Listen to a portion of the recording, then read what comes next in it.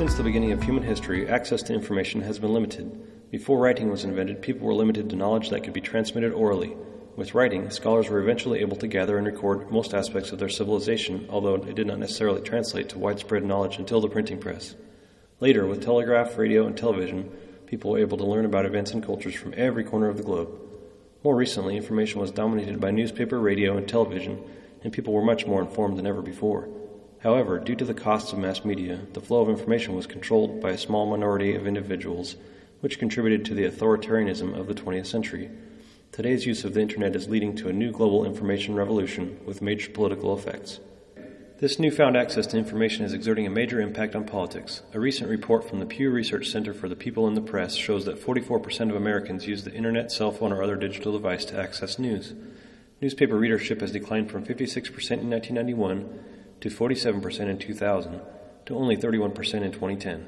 The percentage of people relying on television has declined from 68% to 58% since 1991, and conservative-leaning Fox News has consistently taken viewers from liberal-leaning CNN and network news.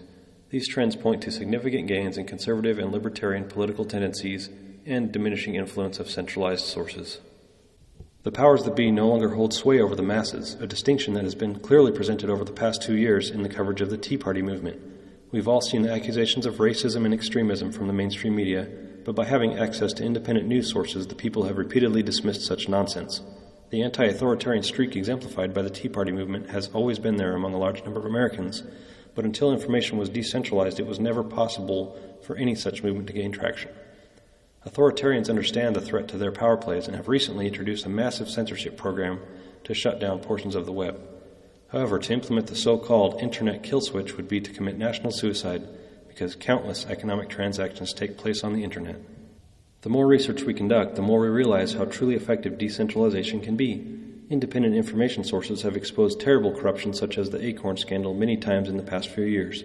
Decentralization of the finance industry is looking more and more attractive since the crisis of 2008. Like Grandma said, don't put all your eggs in one basket.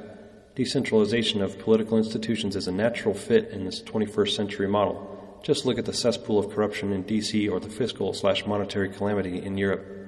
As long as people retain their ability to shop around for information, the competition of ideas will bring the truth to the front of the line and we will all benefit.